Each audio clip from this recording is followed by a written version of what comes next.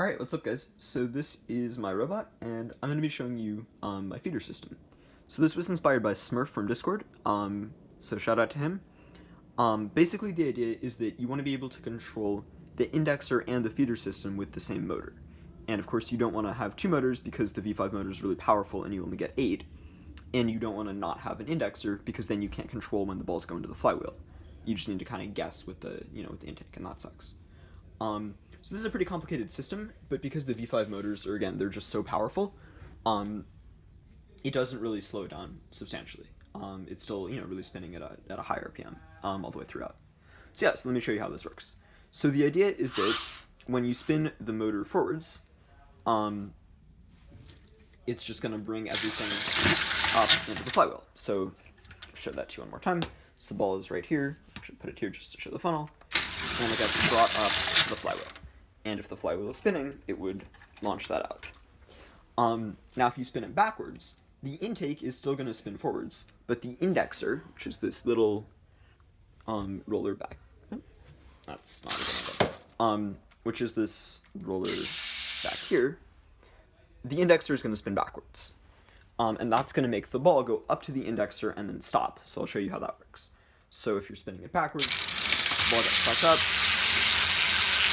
and then can't go through the indexer. And then if you spin it forwards, it's gonna get brought right up to the flywheel.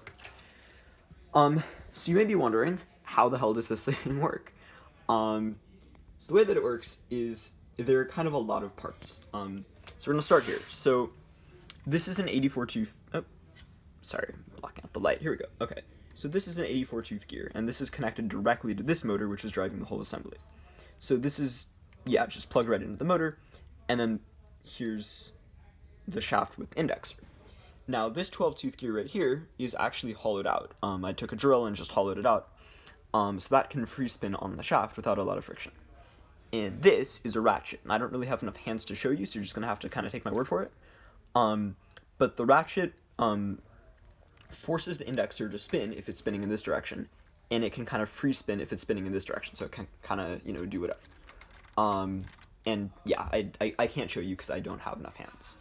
But yeah, so that's how the ratchet works. You can see the design right here. So when you hear that clicking noise, that's actually just the ratchet. That's not the motor, freaking out. So yeah. So then on the front side, let me back this up a little bit so you can see better. Cool. So on the front side, I have this one motor. I'm not really sure what it's called. It's like a single directional mechanism, I guess. It basically means that this sprocket right here is always going to be spinning in the same direction, no matter which way the intake is spinning. And this was kind of inspired by some YouTube videos, but I think that this particular implementation is original. I could be wrong. But yeah, so I don't really know what to call this. But yeah, so this is the same 84 tooth gear from this side that was controlling the indexer. And on this side, it's connected to this 12 tooth gear right here with these 1-bys. And the secret is the 1-bys can actually free spin on that shaft.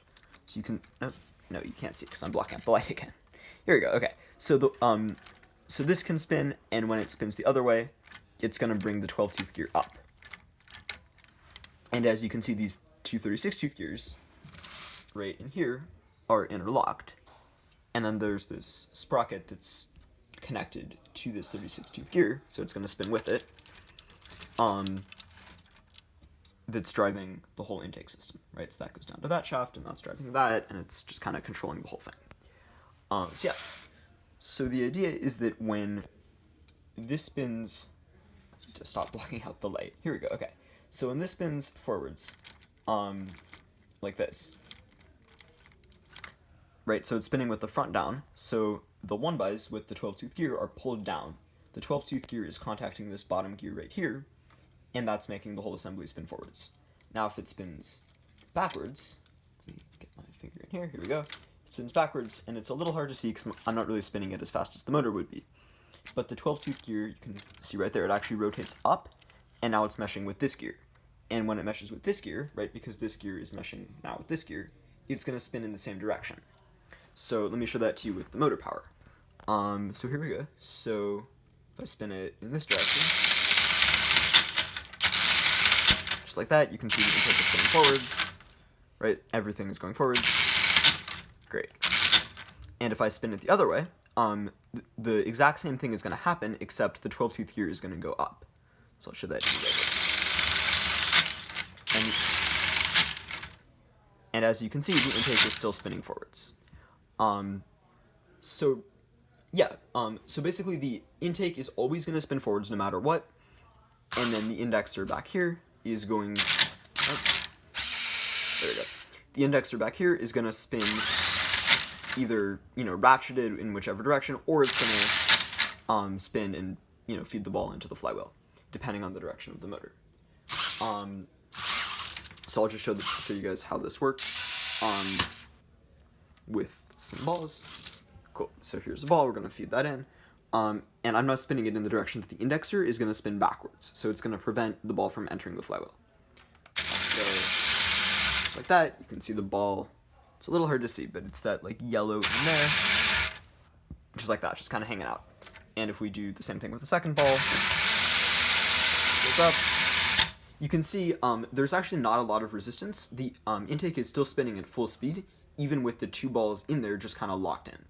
And then, as soon as you spin it the other direction, I'll show you from the top now, the balls are just going to be fed right into the flywheel, and, right, with the same direction, the intake is still spinning forwards. So it's a pretty complicated mechanism. There are a lot of gears. But because the V5 motors are so powerful, and because you don't need any torque on the system, you just need it to get the balls up to the flywheel, that doesn't really matter. The key is that it just uses one motor, and that's really what's the most important thing. So that is my intake system. Thank you for watching.